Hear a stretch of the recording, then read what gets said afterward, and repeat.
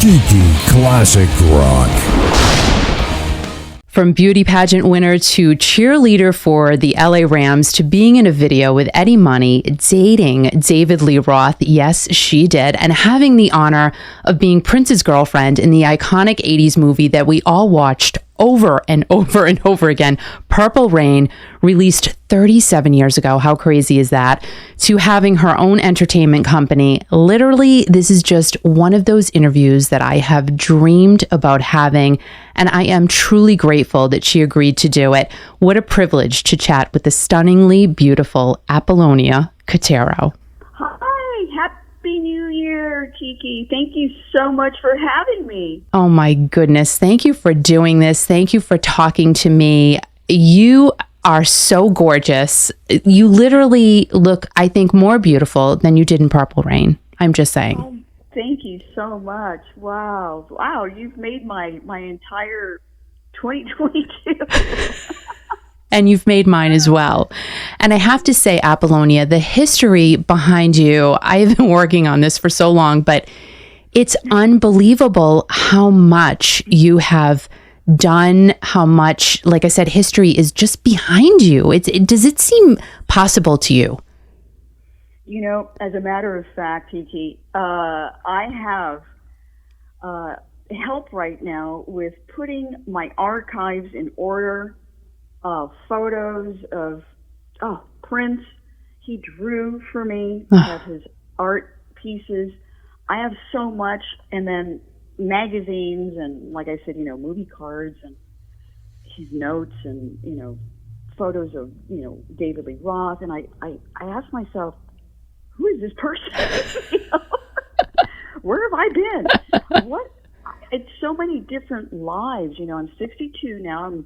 I'm a tough old broad now. Now I could get away with saying things because, back in the day that, you're a 20-year-old and nowadays I could say whatever I want because I'm 60.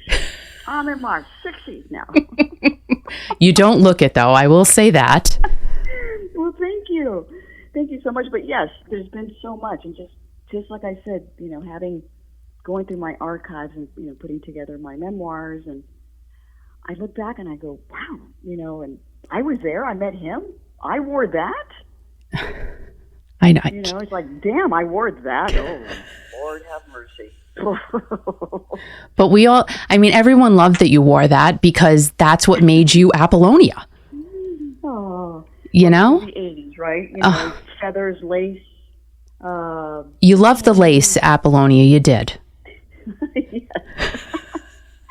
And some feathers, too, actually. I'm thinking of that white outfit with the feathers.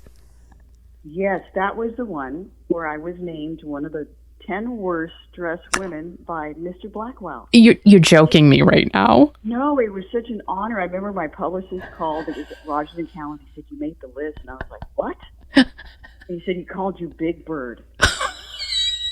I was like, really? I go, does he know that the pearl in my navel that you could see in photos was actually the only way it stayed in my navel is that I had to put a piece of chewing gum in there? I'm sure he would have just collapsed knowing that. You did not look like Big Bird. I'm sorry. You did not. Oh, but that outfit was wild. It was just wild. I designed the headpiece. The outfit was from a really amazing store, a fashion store. It was called the store Wearable Art. And that's what they had, one-of-a-kind pieces in New York City. Kind of like Bob Mackie, right? Because Bob Mackie, he said on his labels, it says wearable art. Exactly. That's so true. So true. It kind of looked like a Bob Mackie piece now that I'm thinking about it, now that you brought that up.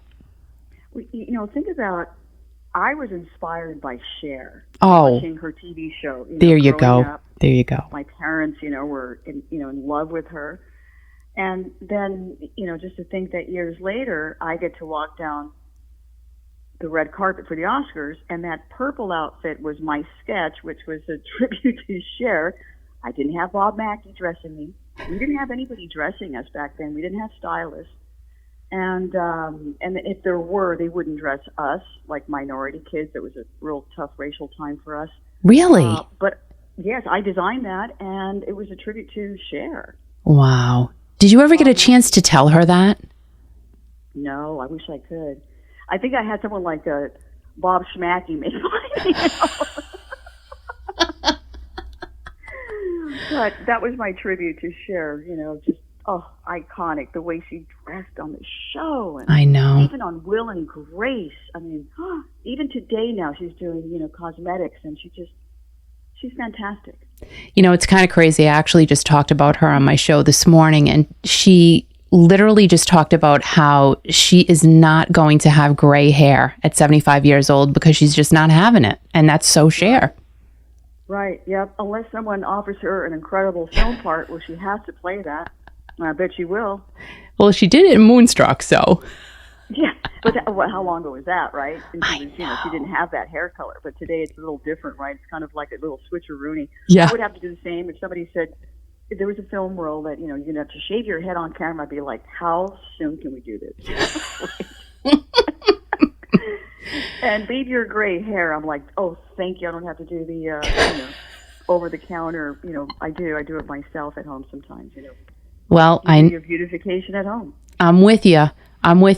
Now, Apollonia, going back, you quit school to pursue a modeling career. What were your parents saying to you at that point? What are you doing? Or were they totally supportive of you? Well, it was it was quite complex at the time. My parents were going through a divorce, and that really affected me, my school studies. So I was firstborn.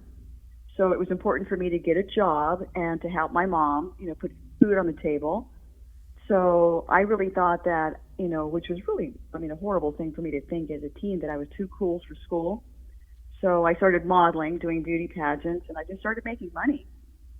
And I actually went back to school to a 2-year college, and I went with my high school boyfriend who was going to college, and I actually... I did all his tests because he passed. And that means that I have an AA degree in business, not him. Oh, my God. So there you pretty much have it. I was, divorced, and, my mom was on, government food stamps. And it was just, for me, I was like, what? We can't have this. Wow. So I started working. And how about your first modeling job? Then did you do that to help out your parents' situation then, your mom? Yes. I started, when my parents were together, they were very supportive for my career. Mm-hmm. I still have my 8x10, my Zet card when I was 12. They took me to an agency, Suzanne Stewart Modeling Agency, so I started going to castings, and it was unfortunate that that's around the time that, they separated and divorced. So, but they were always just very supportive, and the very first job that I actually had was years later after that, because I had to, quit that and then start all over again, and I was working at health spas. And the first time, I think my first time on TV, which is kind of like a modeling job, was on a TV show called The Body Buddy. It was an exercise show.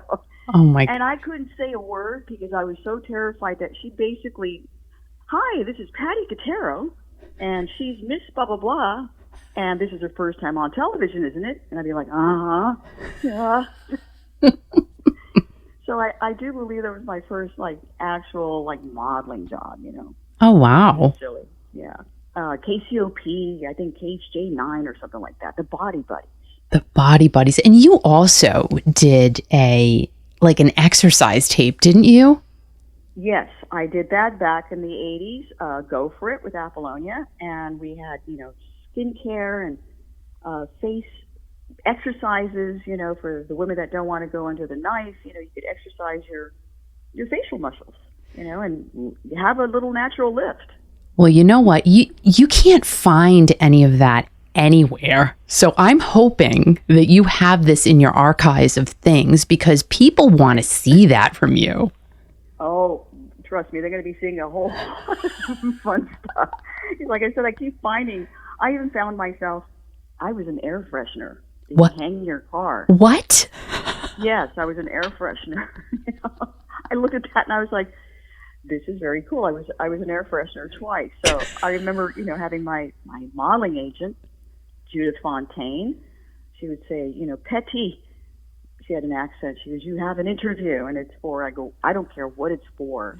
And she was very careful. We were always, young girls going downtown LA or, odd areas, neighborhoods for castings. But I was out all the time, so yes, air freshener, T-shirts.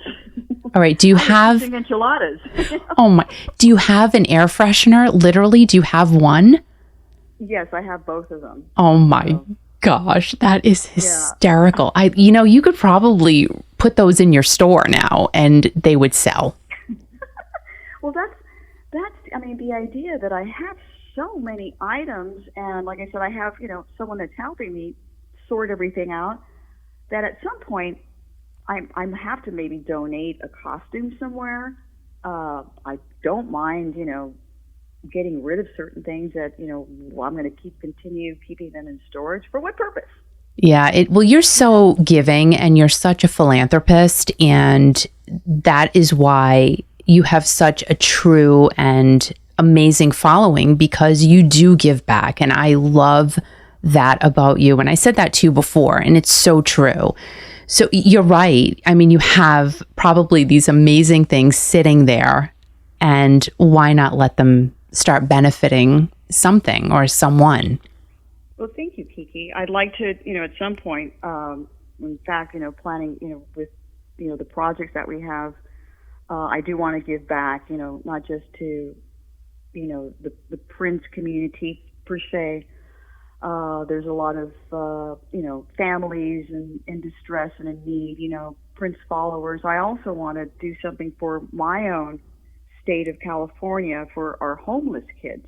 Mm-hmm. We think about the homeless situation, nationwide, but you think about how many kids, and then going through COVID, they're sleeping on colleges, they're sleeping in their cars. No. These are kids that could barely afford to, go to college, let alone eat. Yeah. So there has to be more programs, to help our youth here in the state of California.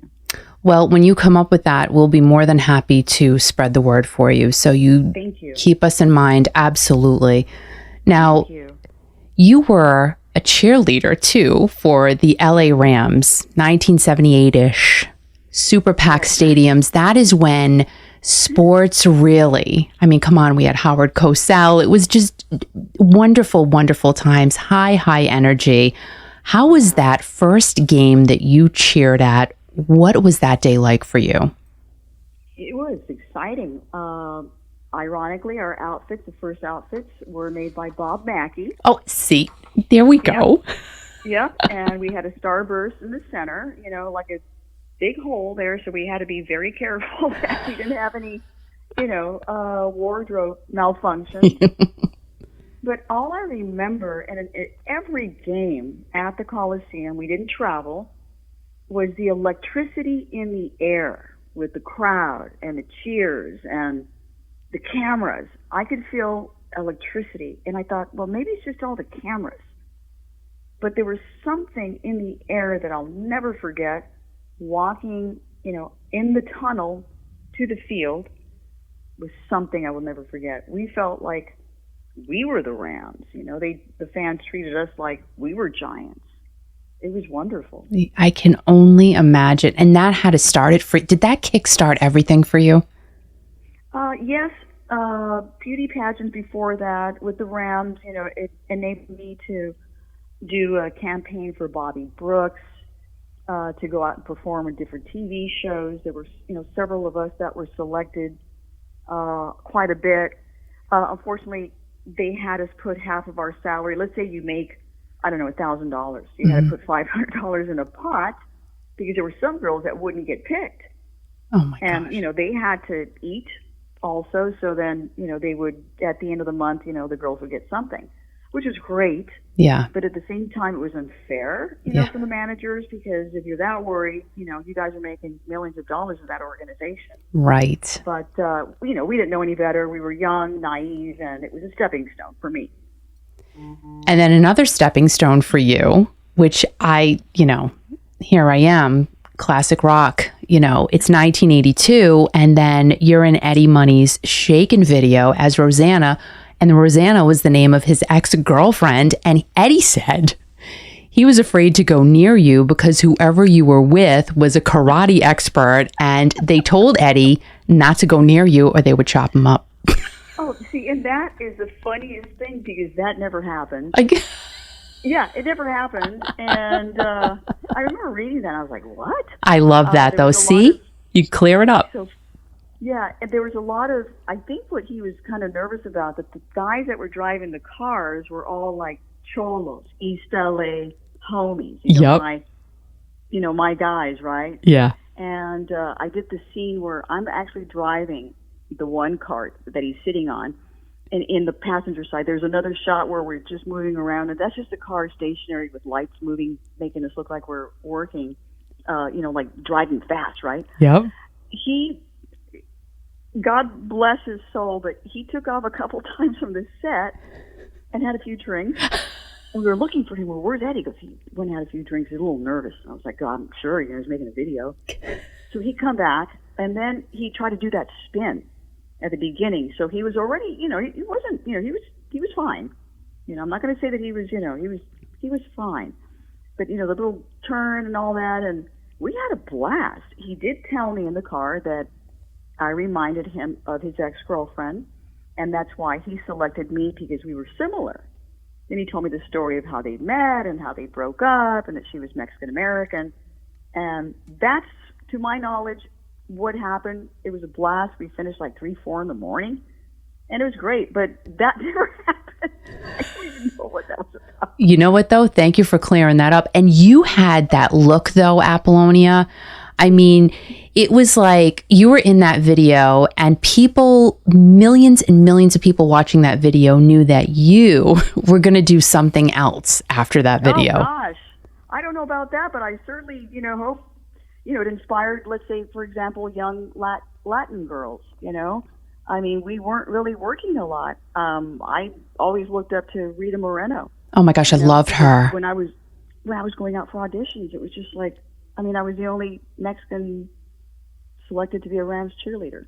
That's crazy. And then to be in, rock and roll videos with Eddie Money. Are you kidding? Oh my gosh. I thought I was like Eric Estrada himself. Oh my gosh. Was he not the cutest? Mm-hmm. Mr. Poncherello. Yeah. Because you were in Chips, right? Yes. I got to work with him. I played a car thief. And at that point, I thought I had arrived in Hollywood. I'm like, oh gosh, I'm on Chips this week.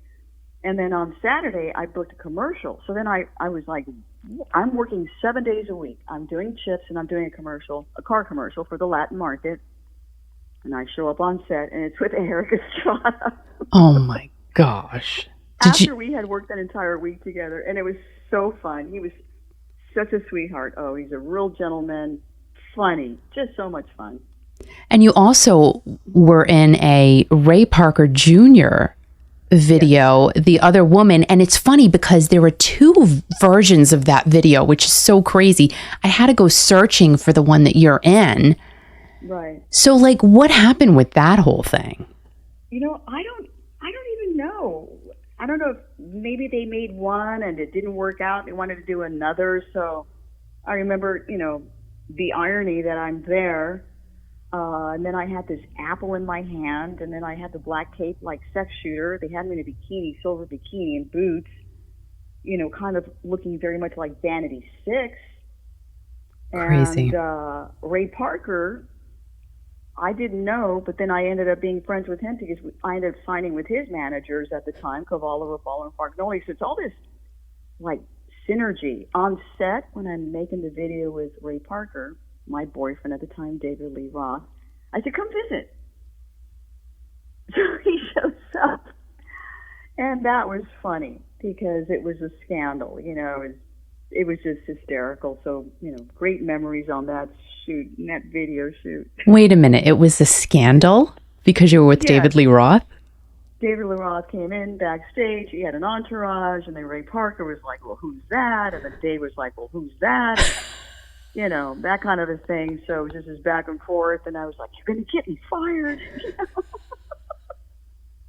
Everywhere that Dave would show up, it was just like a carnival.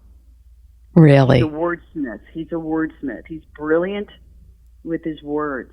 He's hysterical. He's highly intelligent, incredibly an intellect. Just an intellect. So he loves to talk stories. So he was even he was even an intellect then, and then he was really into the substances, correct? I mean, so he was also good with his words then. Yes, words, yes. Writing. I remember seeing his lyrics written on his wall at his home. He had a home in Pasadena with his family. I got to meet his family. And I looked at the wall, and there were lyrics. I was like, wow, I go, you write them here? He goes, yeah. He goes, everything's there. Wow. And it was fascinating to me because I thought, are you going to ever take photos of this? Or you don't paint over this? Or what, So it was just amazing to me. Now, did he know you before that Cream magazine picture you did with him in Stars Cars? Yeah, I didn't know him, but he knew of me because he was following me in Latino magazines and was aware of my up-and-coming career. So my agent called me and said, David Lee Roth would like to, see you, meet with you. So I went over to his office on, I believe it's Sunset Boulevard, the old athletic club building. That's the building where Aerosmith jumps into the elevator and the girl says, going down or going up or whatever, remember? Yes. The elevator, she's got a little hat. That was the building because they used to have the really cute girls running the elevators. Uh-huh. Yeah, so I go in there, I meet him, I walk in the office, and he had this giant statue of David. This big, huge statue of David. And I remember I was sick. I had a flu. I had a cold. I still showed up.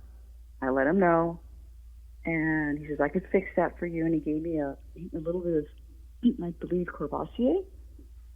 He says, that'll clear you up just a little bit. And after that, my nose was clear. Wow. And I got the job. Well, and it sounds like he had a little something for you, though. Well, we liked each other. We dated. When we were together, I say we were exclusive. When he was out on the road, he wanted me to come, to tour with him, but I had to work. I had to audition. I had to, pay my bills, and I was fiercely independent. So I just, I said, I can't. I have to work. I'm going to be somebody. I'm going to make it here, and I'm getting close. So, he wanted to take my music to Warner Brothers, which ultimately I ended up there after the Prince days. But I just didn't want to have anyone help me, especially if it was a boyfriend. Yeah. Oh, I get that. Now, were you ever around the Van Halen guys, though? Yes. I met them all. They were wonderful, and got to meet Valerie Bertinelli and just got to, get a glimpse of that life.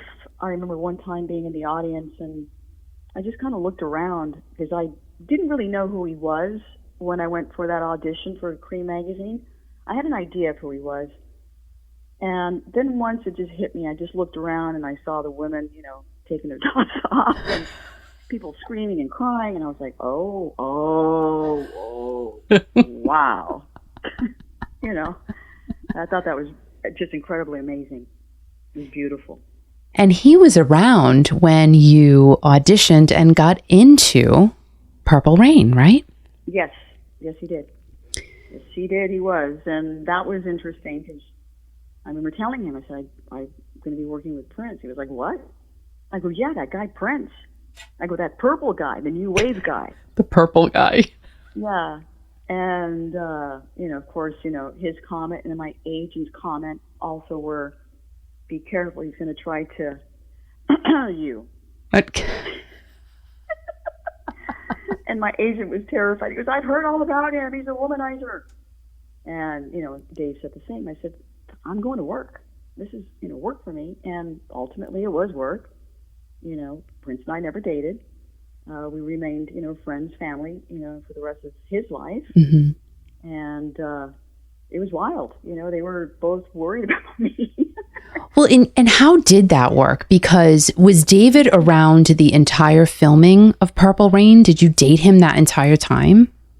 Well, I wasn't with him. I was, in Minnesota. So when we were not together, he was on his own. And that was the one thing that was, I thought, that made things work because, you're Dave. You belong to the world. I'm working right now. Whatever you do, good luck. God bless you. Stay safe. But I was working, so my focus was not on dating or men. It was just working, doing the best that I could do on that production. So did you guys? How I am when I work, Yep, you were totally into it. I get that. But now, did you guys ever break up then, or was it just, you know what, you just kind of floated apart? Well, when I finished the movie, I came back to LA, and there were award shows, and Dave and I would hook up and see each other, and I'd stay with him at his place, and it was great. Go out and have breakfast, wake up and look at the magazines to see all of our photos of all the award shows. Dang. And that was just it. Just time went on, and I last saw him. I was just looking at some of the stickers of when he was at the Forum, and so that was the last time he was out. I know that he was going to do Vegas, and I wanted to go out and see him, but I know that they just canceled. We still have a friendship, but it's not in the romantic sense anymore. But you still keep in contact with him? Yes, I have. So and I'm in touch with his family, his sisters. One of his sisters is just really close to. She's a real sweetheart. In fact, during one of the sisters, when Prince transitioned, she was here for me. We would be on the phone at 4 in the morning. Wow. 3 in the morning. She would listen to me. Oh. Because I didn't have a sense of time or direction or anything, so she would talk to me. Wow. And for that, I'm always grateful to her. Yeah. Yeah. So you've talked to Dave recently. Is Dave okay? I guess I just want to ask you that because he was doing this retirement show residency in Vegas, which he just had to cancel. And he's kind of alluded to the fact that something is not okay. But is he okay? As far as I know as much as you do, Kiki, because, I haven't been in touch with him in, a bit. Okay. I did reach out to his management, let's say 2-3 years ago, and that wasn't helpful. But I don't really know. I know that I follow him on social media, and I see his beautiful art. He has beautiful art pieces. Yes. They seem to be just, something extraordinary and beyond. I'm so just proud of him, and I'm just hoping that he's fine. Everybody has a way of, explaining themselves on social media, which is different. I know many times if I send someone an email and, it's just not the same way as you and I communicating right now on the phone, talking live on television or going live on social media. So I'm hoping that everything's fine with him. I so agree with you on that. It is so different to communicate with someone through text, like you said, or email, because that emotion gets lost. Right. Yeah. And then there's misunderstandings. Yes. And, an exclamation point, or then there's the typos, right? The autofill that you're like, oh my gosh. It's like I sent one to my lawyer, and sadly, it was the 3 letters FKR came out, and I was like, it was FOR. Excuse me. Sorry about that. It's 4. Sorry. And the other 3 letters came out, and I'm like, oi, that wasn't me. It's my phone, but it's not me, really. That's why I don't do speak text. First of all, I don't know how. And second of all, I know that my things would come out so backwards, it would be bad. Like I would get in so much trouble. I think it'd be fun one day, Kiki, to just let it all fly and let all the typos go out. Can you imagine how much fun that would be? I will get canceled from everything. Cancel culture. Like it would be me. That would be. That is unbelievable what's going on today, people. It's just, I think it's out of hand, and it's just. I agree. I don't understand it. I read that Kim Kardashian even was quoted saying that she thinks it's ridiculous, And it's just, I don't understand it, so. Because I think you and I are both old school, pick up the phone, call somebody. We're from the 80's. Like we, that's how I am. I like to talk to people and look at people and actually communicate with them. So. Right, exactly. You look them in the eye, right? Yes. exactly. You shake hands. Unfortunately, we can't do that right now, but Right. we do our best. But talking about shaking hands, you did a bunch of that with Prince. And actually, let's talk about the scene, Lake Minnetonka. You had to go and do what Prince wanted you to do. And you just took it all off. Your dad was at the premiere. He was crying, tears of happiness for you. But how about after he saw the movie? Like, how was that? Was it uncomfortable? Was it just, this is my art. This is what I do? Oh, my parents have always been very, like I said, they raised me to be fiercely independent. They've been very vocal about life, sexuality, pregnancy. I remember, the bumper stickers, STP, Stop Teenage Pregnancy, but it was, STP oil back when we were, little babies. So they were always very vocal about that, and it wasn't an issue at all. It was never mentioned, and they saw the movie, and they were both proud, both my mom and my dad, my brothers. I think maybe with my younger brother, I was like, ooh, my little brother, but he was just like, whatever. Yeah, he got over it. Yes. And Apollonia, what about you saved the first kiss with Prince for the filming of the movie? Please tell us about that moment that you and Prince had your first kiss. Our first kiss. Well, we never even there was no purpose of actually, kissing beforehand other than, like a goodnight kiss on the cheek or something. And I know in doing it the first time, I remember just that his lips were very soft and wet. And I know that's a song of his, but they were very soft, like pillow lips, and wet. He was very shy. There's another scene where, we kiss in the barn scene, and I'm topless, and, there's people there. We were terrified. We were nervous. And he never took his eyes off my eyes as I leaned in to kiss him. Wow. He was absolute consummate professional. Oh my gosh. So I never felt uncomfortable when we did the love scene, where, we're dressed. He brought music and he played it. It was right there by the bed. And that was more like an improvised dance. I said, we're going to have to dance now. He goes, well, what do you mean? I go, this is going to be like a dance. So between Prince, myself, and Al Magnoli, our director, we kind of moved around a little bit, choreographed, had an idea what we're going to do. But we didn't exactly know what we were going to do. And what you see was the first and only take, and it was odd. I felt really nervous afterwards. We were shy. He left. I was all fumbly and mumbly, and because those are the toughest things to do. Yeah. Those type of scenes, on camera with, whether it's one person there alone or there's a whole crew, the necessary people on set, it's still difficult. Yeah. So.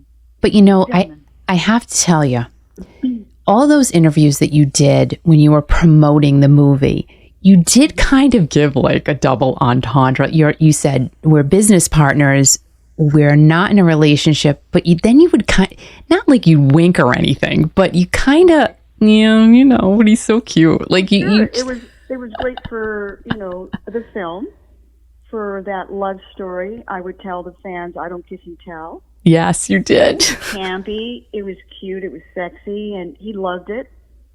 He loved my interviews, so he actually sent me to do all of the interviews. I went to pick up all of the awards except for the Oscar and the Grammys, which he was just thrilled about picking up himself, of course. Oh, yeah. He allowed me to be his mouthpiece. Wow. So that's something that, throughout the years, we talked about it. He said, you always were able to, because you were able to walk and talk at the same time. I said, you mean I'm eloquent? He said, yeah. But he was saying that just, joke around with me. And, as he got older, he started talking. I said, look at us. We're older now, and look at all that we've done. Look at all that you've done. Yeah.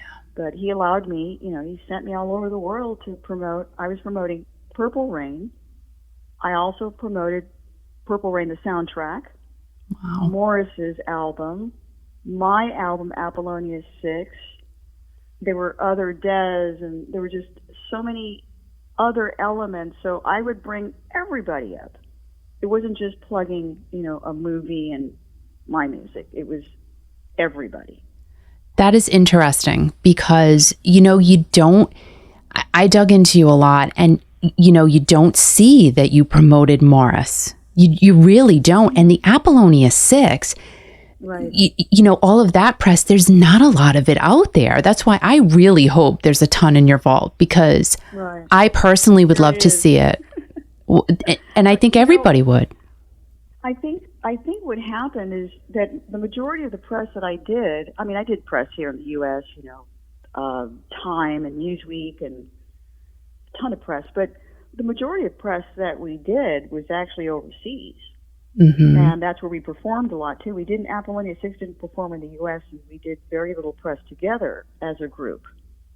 So that's probably why you don't see a lot of that. But I do, like I said, I have everything put away, so it's exciting and fun and bittersweet sometimes, Yeah. to see these things and, looking, like I said, at his drawings that he would, draw for me. So it's just, incredible to see this, all of this history. Oh, yeah. And to bubble it up to the surface. And right. Absolutely, I can definitely understand where that could definitely bring in some, all types of emotions, really. Right. Now, you had a special line to Prince. Tell us about that. Like, how did that work? You had your own special line to the genius of all time. Oh, well, the special line changes all the time, and there's always an attached person to the special line. Sometimes you get a phone call, and it's like, he's going to call you. And then another person would call, he's going to call you in about 10 minutes. I'm like, just have him call already, But I had a number where I would call direct.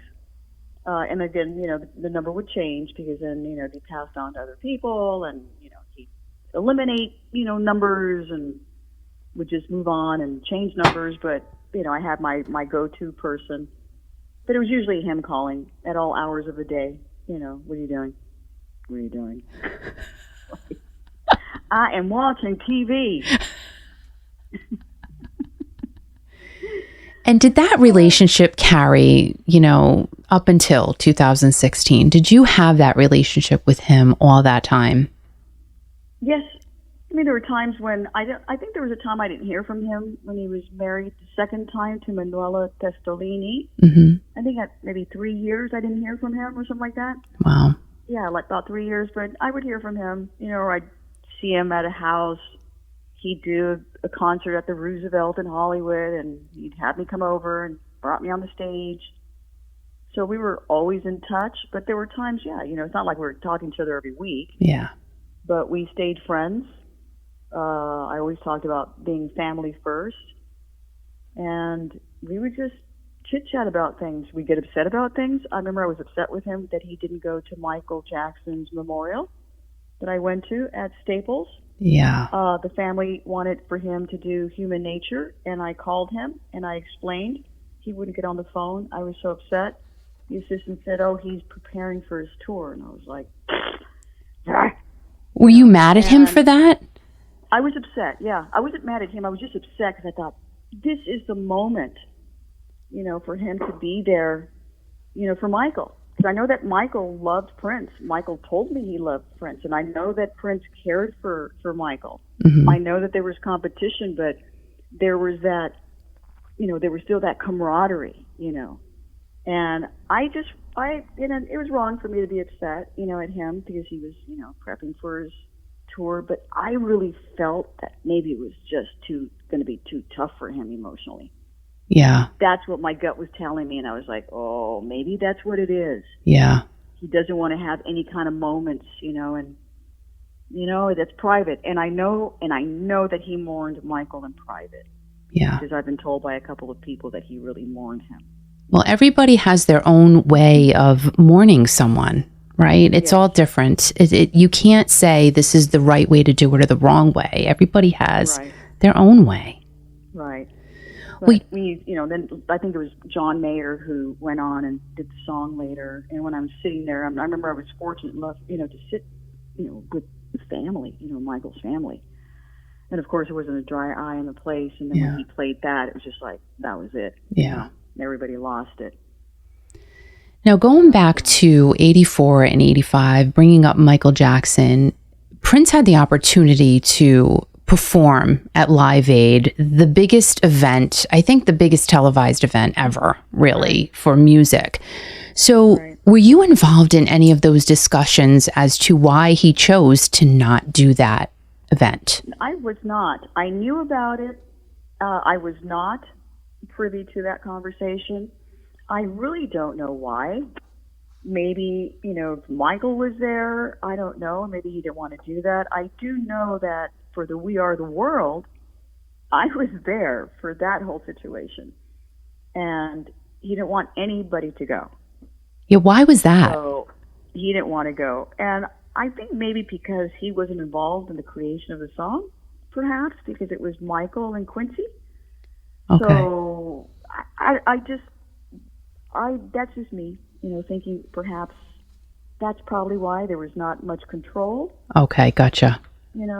So maybe Prince wanted to do his own thing, his own tribute.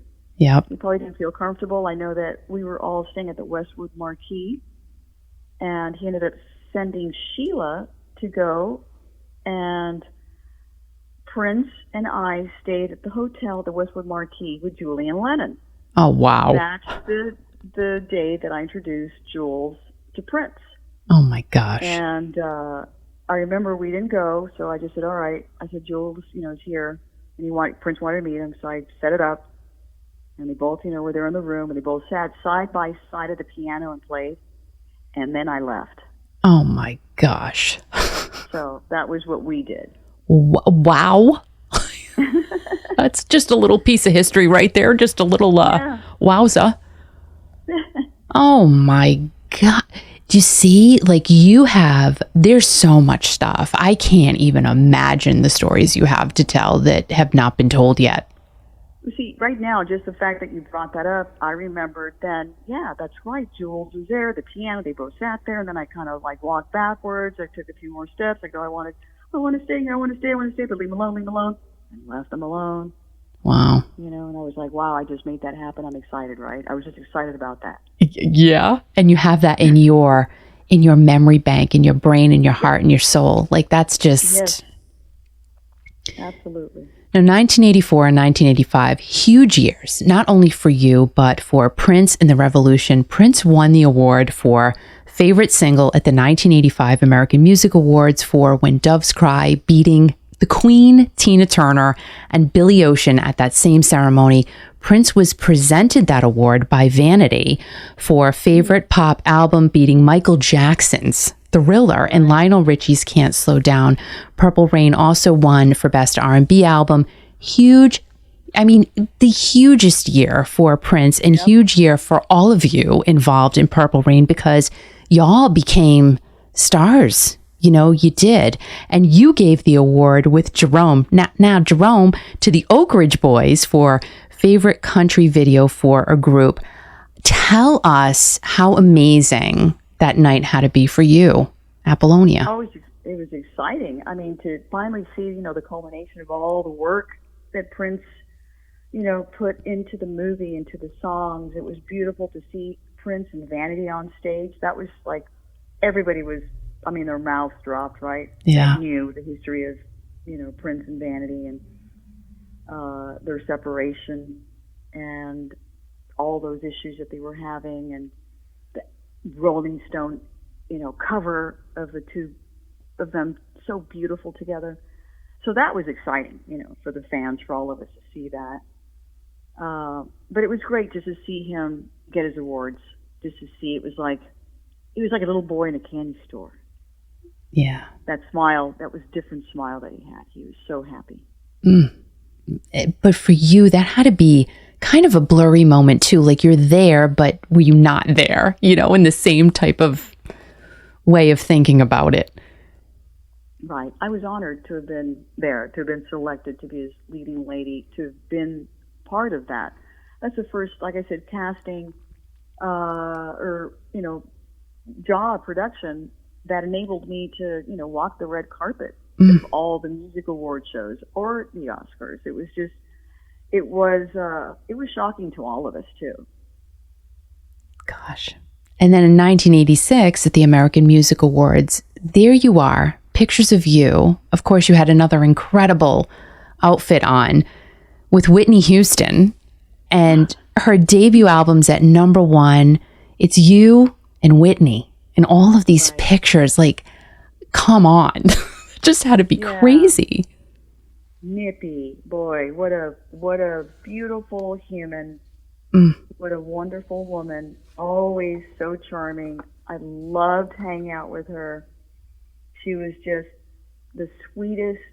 And of course, we all know her talent. And that photo was crazy. I remember, just, being there with her and the award. It was just, you could see my eyes. I'm just like a deer with bright lights. Like, I see that photo, and the outfit was made incorrect. They made the chest huge, so I was terrified. I almost didn't go. Oh, come on. I was crying that afternoon at home because when I put it on, I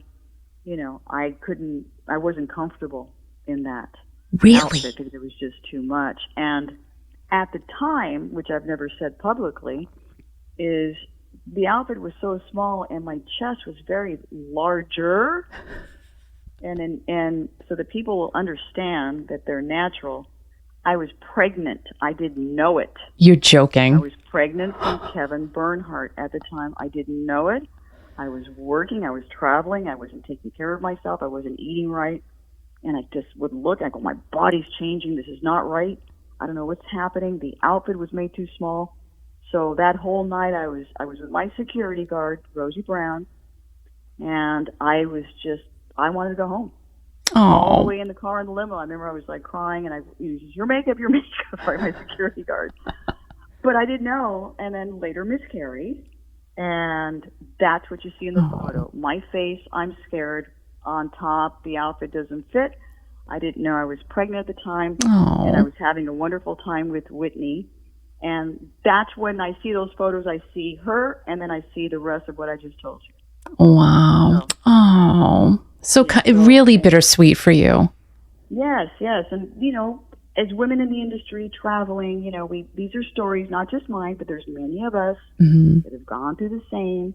We travel back in those days, they were so misogynistic, and, we weren't paid correctly, and we were treated, poorly. And, there I was busting my tail working, and I had no idea that, I was about to miscarry. I didn't know. And I thought I was taking great care of myself, but I was just, like a chicken without a head. Wow. Just going here, going there, traveling, it was just, nowadays, of course, I look back and I think, well, I thought I was doing the right thing, and I'm not going to beat myself down for it because that's who I was. And, I have no regrets. Right. In all the mistakes that I made, I have no regrets. It's enabled me to do what I'm doing today and to know what I know today. Those lessons learned. And I think that's the important thing when you say you have no regrets, because really, what could you have done? I mean, you couldn't have changed that. I'm so sorry that you went through that, but you couldn't have changed it. You couldn't have. Right. Exactly. So, when I look at that photo, that's what I see. But of course I see, her and just that magnificent, aura that she had, personality, and, of course, the talent, Yeah. I do believe, and I just told my friend this the other day. I go, they're not like us. Marilyn Monroe, Prince, Whitney, Elvis. They're not like us. Michael. They're not like us. That's why they get so close to the sun. Yeah. And they're gone. They're not made to last that long because they're not like us. They are, God made them different, special. Yeah. And that talent, it took their lives. Think about that. That talent took their lives, every single one of them. And not in a positive way either. Yeah. So, it's kind of like it's a curse and a blessing to have that type of talent, Right. Because I always it's true. I always call Prince, he was a genius. Michael Jackson, genius. Yep. Whitney Houston, my gosh, like incredible. We'll never, ever see anyone like them again, ever. I mean, Prince used to dream music. He would call me and leave, vocals on my voicemail.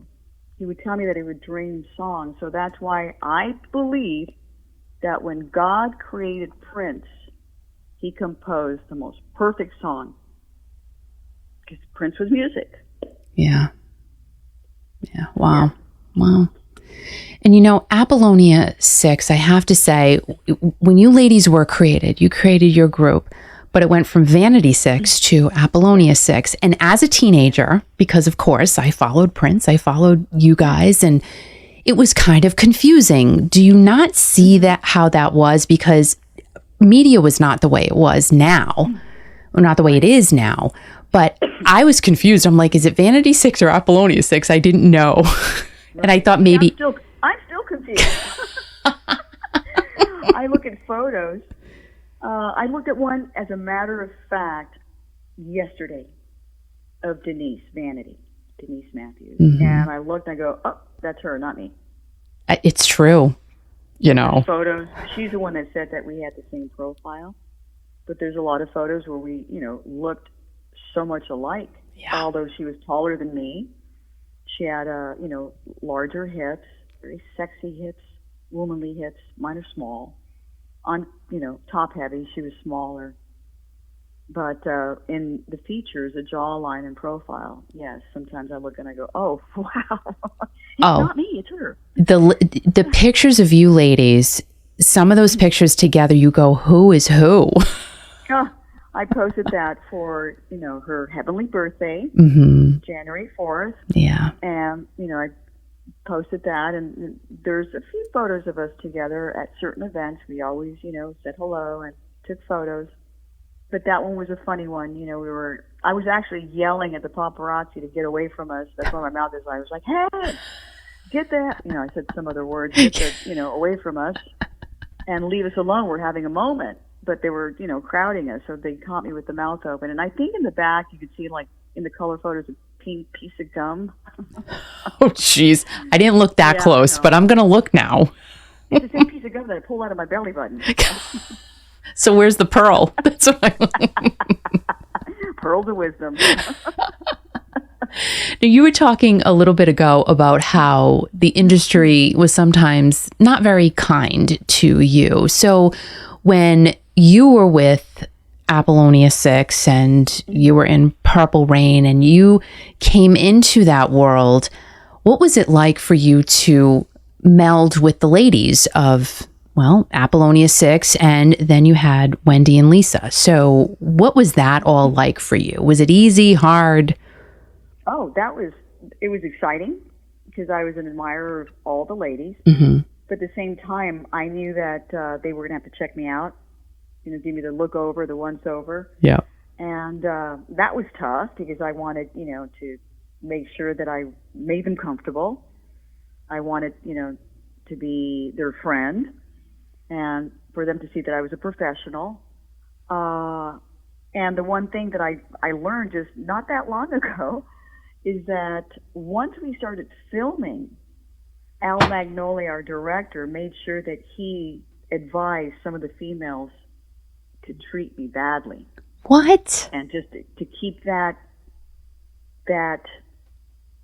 tension from the girls and this girl, Jill Jones, and then the girl, the waitress with the champagne. Yeah. And at one point, I had a little hissy fit in front of Prince and got all choked up. Oh, they're all so mean to me. I'm just an actress. I'm just what, that kind of a thing. And I was like, oh no. I went there because I wanted to be, I'm the actress, and you're never gonna see me sweat, Prince. And I remember that happened, and he just kind of looked at me. He goes, "What happened to your spine?" He goes, "You're just like a jellyfish." And I just looked at him and I go, "Jellyfish don't have spines." And then as I did that, I kind of snorted. And then he looked at me and laughed. And then I laughed. And then we both laughed. And then I snorted some more. And that was it. So. Then you were in. Yeah. It's so I mean, there's so many silly stories like that. I love it. I love this. Yeah, they were, it was really tough. And, I didn't realize. And of course, Jill Jones says, "Oh yeah, she made sure that we all treated you badly." Oh, that's great. And then I couldn't figure out. I go, wow, we finished the movie. They're so nice all of a sudden to me. Well, thank goodness for that. Oh, Now, man. what happened with Sex Shooter, though? Prince wrote Sex Shooter. Of course, danced to that in the clubs, but Prince wrote it, but yet he's listed as being uncredited. So what happened there? I don't know.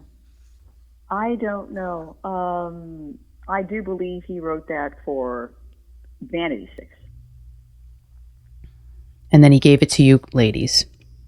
I don't know. I wasn't there at that time, so all the legalities and publishing and all that stuff, I don't really know.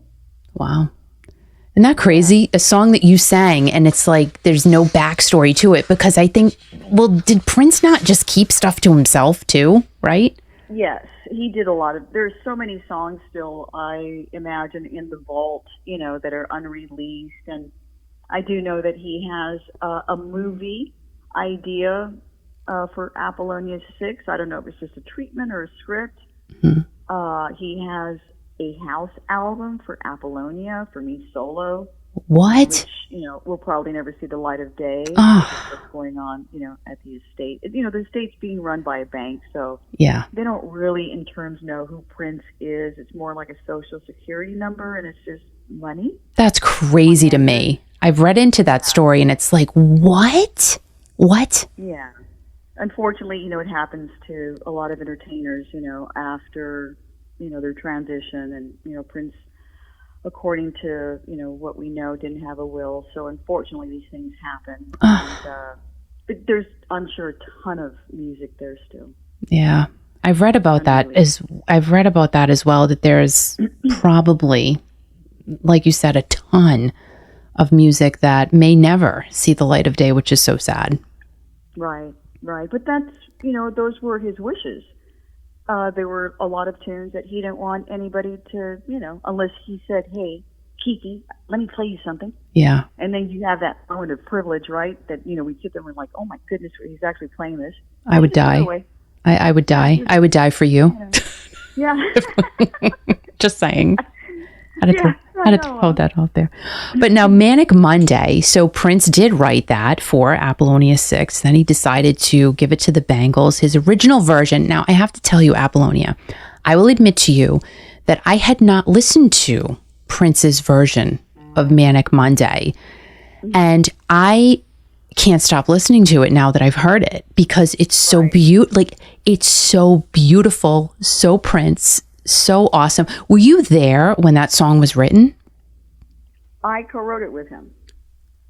I co-wrote Manic Monday, and I co-wrote The Glamorous Life. Those are my poems, my haikus. Prince gave me a book, which I just discovered, that he bought at a store on Sunset called Oz. It was a really cool stationery, really funky store. He says, keep writing your poetry, and you write great lyrics. The song Manic Monday came from my concept that I wish there was a day after Sunday before Monday called Smonday. I don't have to run day. Smonday. Schmonday. He goes, what? I go, yeah, Smonday. I go, we need a day after Sunday before Monday, to kind of recharge your batteries to get ready for Monday. I don't have to run day. He goes, keep writing that. So we wrote those. I wrote those on Kings Road in West Hollywood. We worked at the Hotel La Park that he would stay at, and at Sunset Sound. So we both co-wrote those songs together. So why were you not credited for those then? He didn't credit some people. Some people he did. Mm-hmm. He didn't sign contracts. Some contracts he signed. He paid some people. He didn't pay others. It was just Prince. Unfortunately, that he got caught up in, that wave of success, having a lot of yes people around him. People not giving really, the proper advice. And then the people that did give him the proper advice, he wasn't taking, unfortunately. So those things happened. But the Prince that I know in 2014 was righting all of his wrongs. So he was doing due diligence in paying Apollonia 6, giving us our credits, and all of those wonderful things. Really? So what did that mean? What did that mean for you at that time? I was excited because it was going to change my life. He was getting his master's back, all of his money from Warner's. He called me and told me he was keeping me, informed on what was going on. Mm-hmm. And he goes, "You're going to, get credited. You're going to get paid for the songs." I was like, "What?" I was in shock. I started crying. Wow. And so you did get paid for those songs? No. Oh, you didn't? He passed. Oh man. Yes. Oh. He passed, and unfortunately, that happened, and he had the emergency landing. I knew something was wrong. I was ready to fly out there. I was here, with my suitcase ready. The plan was for me to go there and see what the heck was going on, and then to bring Susan and Brenda. He knew that I was coming out, but the people that were around him kept me away from him, us away from him. And unfortunately, he transitioned. I called to check on him after the emergency landing, and they wouldn't let me talk to him on the phone. They said he had a flu. And I just didn't buy it because you don't have an emergency landing for a flu, and he had been performing. So I became aggressive on the phone, with the manager, and it got pretty ugly. And I didn't just fly out there. We were thinking of, what do we do? But I have the utmost respect for Prince. I'm not going to just show up unannounced, pound on the door, And I was talking to Susan, Brenda, and Jill. We were all in touch, and what's going on? I go, I don't know. They say he has a flu. But we were ready. I still have the gifts. I haven't unpacked the suitcase. It's been almost 5.5 years. I have a T-shirt that I bought for him that says, "Real men wear purple." And then I have the David Chappelle pancake. It's an enamel button, a really cool pin that I wanted to give to him so he could put on his lapel or something. And it's Chappelle with pancakes dressed as Prince. Wow. So, unfortunately, that happened, and, here we are, going through, legal issues with the estate. And it's not the estate per se. It is. Prince is no longer there, but it's a bank that runs it. Mm-hmm. And a bunch of people that don't know their heads from a hole in the ground. They're not very nice, and I've been doing my best to cooperate, but they're just very, they're not very nice people. Let's just put it that way. And it's unfortunate because we're, more myself, Jerome, a lot of us are having to deal with this stuff right now, Yeah. Now, with all of the things you hear about artists selling their catalogs, and the David Bowie estate just sold his, do you think that'll happen with the Prince catalog? I don't know. I know that there's a lot of, the changing of the guard right now with two banks and another company. It was just public, the two banks and another, boutique agency record company. So I don't know what's going to happen. I'm hoping for the best. Yeah. We want, due diligence for Prince. We want, his estate to be treated with respect. Right. It's not a cash machine. We understand that, they just went through the taxes because there wasn't a will. So the taxes, there's an assessment that just came out public. So that has to be paid. And, if you look at the top, 5 albums, artists that generated income for 2021, Prince is on the list. But yet, people like Morris Jerome, Apollonia 6, we're not being compensated, and we're being treated very badly by, these people.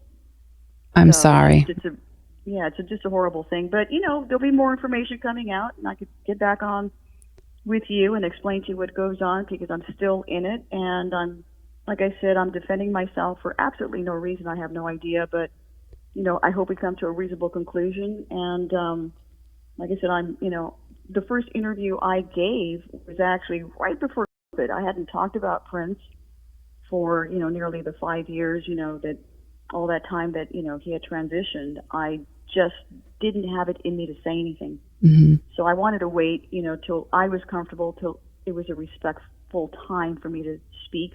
And I finally gave a little interview right before COVID, but then came and, we're all traumatized, and now we've got, something else happening in the world. So Right.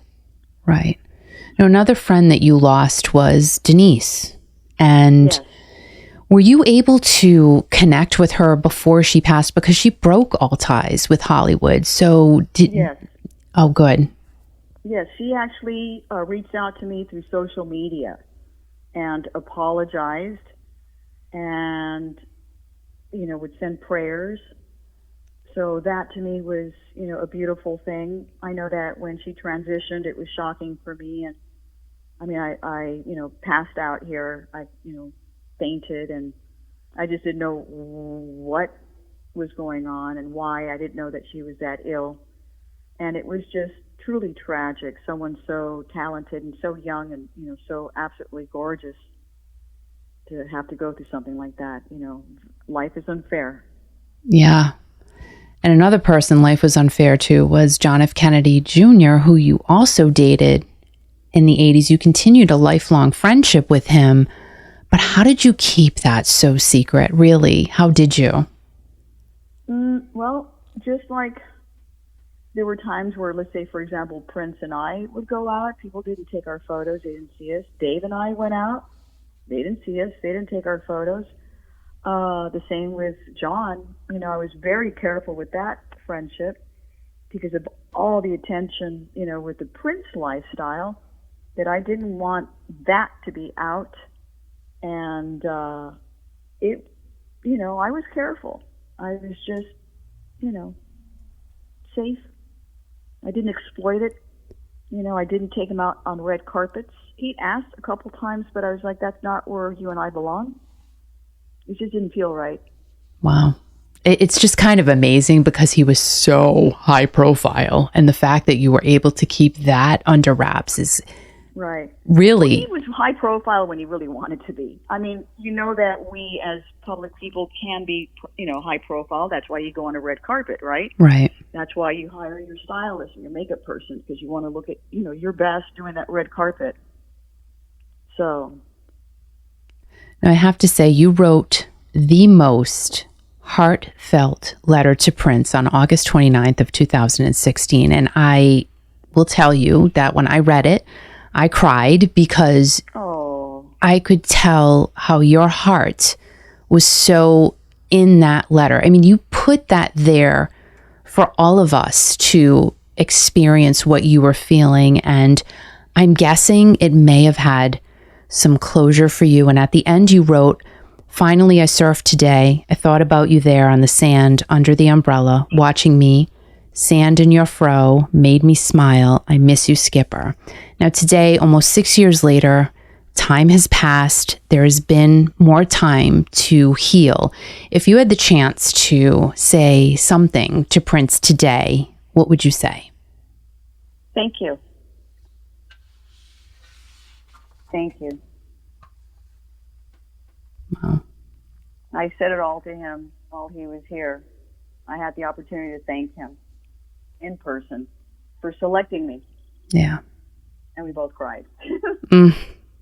I said, thank you for selecting me, because the fact that you chose me, I was able to put food on the table for my family. I can't believe I said that without crying. Yeah. That one gets to me. And he told me, he says, "You're making me cry." And that's when I said, "I love you once, I love you twice, I love you more than beans and rice." And that's a lot for this Mexican. And then he laughed. I always say that God made me to make Prince laugh. Because then I could see his gums. He had these cute little gums when he would laugh, and he had the funniest laugh, and then we would just laugh, and then I would snort, and he would laugh again, I would snort again, and it was just endless, just silliness. You were his clown, right? Mm-hmm. That's right. That's what he said, too. He said that. Thank you for saying that. The last time we saw him, February 28th, 2016, in San Francisco, Oakland. We were all there. It was Jill Jones, Susan Moonsey, and myself, and Seth Neblett, Mr. Seth. Mr. Seth. On my podcast. And I was checking on Prince. I sat down next to him. I put my hand on his knee because I wanted to feel his weight. He looked a little thin to me. I said, "How are you feeling?" And then I took my hand off his knee and I put it around his shoulder. I said, "How are you feeling?" And he says, oh, some people think I'm too thin. I go, what do you think? And then he kind of shrugged. And I could see he got a little uncomfortable. So then I was like, hey, just like that. I go, hey. He'd look at me, his shoulders shrugged. I go, hey. I said, I got my hip replaced. Hip replacement. I said, I have titanium here. And he just kind of looked at me like, what the heck is she talking about? And every time that I would talk, to him, my voice would kind of go up, and I was like, hey, I got titanium. I go, yeah, I got my hip replaced. I said, do you want to see how I used to walk? He was like, okay. So I got up and I did my Limpolonia. Limpolonia? Limpolonia, because I was had a little limp. Oh my gosh. He started laughing so hard. And I gave him the name Limpolonia. He goes, oh. And he points to me and to Jill. He goes, look at her. She's a clown. She's the clown. So you said it. He said it. And that was, for me, it. I was like, mission accomplished. He laughed. So I did my limp with a little bit of kind of like a funky walk. Limpafunka Apollonia. There you go. And he laughed. Oh my gosh. Oh man. You're a true fashionista. The way you dress, I'm like, oh my gosh, I want all of your sparkly clothes. I'm just saying. But you've had some pretty amazing looks over the years. However, do you still have the jacket, gloves, and pants from the famous Lake Minnetonka scene? Yes, I do. I have the pants, the gloves, and I'm not sure where the jacket is. I'm still looking for that. The pants are all stuck together. It's so bizarre. But I have a lot of my outfits. As a matter of fact, I just found the black dress with the chains around my wrist and the neck when I run out from First Avenue. Oh my gosh. So I have that. You got to shadow box them all. Yes, I'm going to do that. And then I'm buying mannequins. Oh, great. Oh my. So we could have a mannequin party for the fans. That is so cool. Yeah. And the crazy thing is, you can probably fit into all of them. I'm just saying. Oh, you know what? I'm going to try the black dress. In fact, someone asked me, does it still fit? I said, you know what? I'm going to try. So See? I'm going to try it either later tonight or tomorrow. There you go. And you got to take a picture and show us all. Will do. Now, future projects, besides your brand new awesome podcast, by the way, I was there for the premiere. What else is coming up for you? Well, right now, the primary focus for me is, we keep saying it's a platform for conversation. We've got 2 years. We're not, we don't see our friends. So for me to have this podcast, Apollonia, Studio 6, subscribe on YouTube, please. I will be able to, bring my friends and talk. Carmen Electra, Joe Coy, Tiffany Haddish, Julian Lennon, my Purple Rain cast.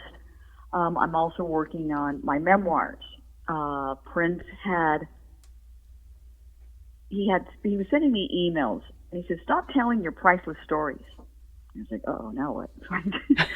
And then he said, you're going to get paid for every word. And I didn't understand. And then he sent another email. I said, why don't you just call me? So he called me, and he says, I'm doing my memoirs. I said, what? You? Yes. And he says, I want you to write your stories. He goes, yours will come out like within the year after mine, like within a year. He goes, I'm going to make the deal for you. You get paid for every word. And I said, wow, okay. I go, really? I was like, really? I couldn't get over that.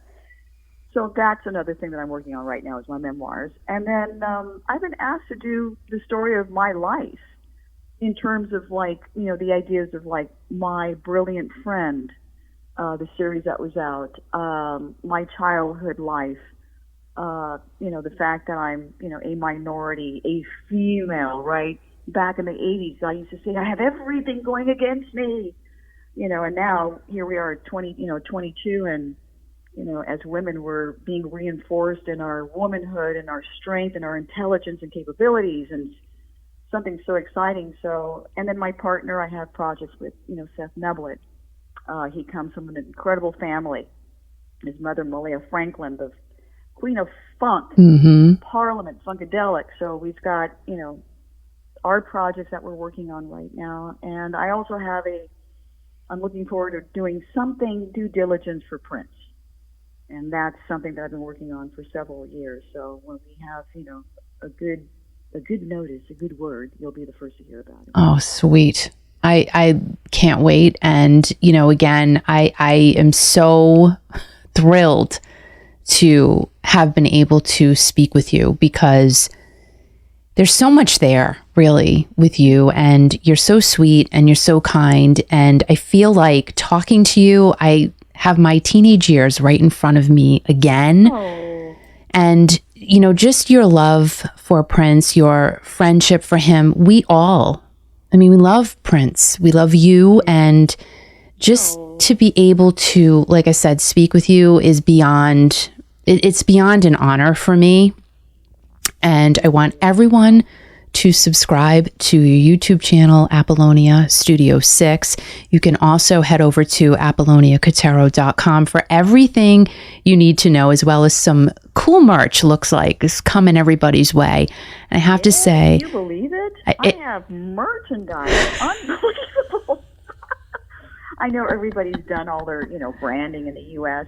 I've had products out overseas, but I've never had products, so I'm excited, makeup, clothing, apparel. This is just going to be so fun. Did you have a jewelry line as well? I actually designed, and I was going to put one together, and I think the timing was off. So I'd rather do that now. I love jewels. I love designing. I have pieces I've designed for other friends and for myself. So yes, I'm excited about that one. Oh, awesome. All right, wait a minute now. Okay, so before we wrap it up, what about the bracelet that was on the boot? Do you have that? Oh my gosh. Now, that's so, as a matter of fact, I do not. I think that is with costumes still. And that's someone we're going to have on the show. And I hope that she could bring, any items that are still in her archives. We're going to have our lovely costume designer, Marie France, on the show. Oh, sweet. Marie France. I love her. She's awesome. Oh my gosh. And to see that bracelet. Yeah. Footlet, anklet. Like I said, the earring I have. Yep. I have the red earring. I have the Prince earring, the gold earring that actually his mother, Maddie Bacchio, gave to Prince. And he used that for the movie, and then he gave it to me. It was a big deal for him, too. He's like, this is for my mother. Seriously? My mother gave this to me. My mother wore this. My mother. I was like, thank you. Wow. I have it. That is so, oh my God. Do you see what I'm saying? Can you imagine like the Smithsonian? You have your Apollonian. Yeah. Take the earring. That would be awesome. So thank you. Thank you. I truly appreciate it. You are the absolute best. Everyone has to go follow you on social media. You're amazing. Thank you, Kiki. It's not over. We got to go out and party now. We got to go out and dance. Come on.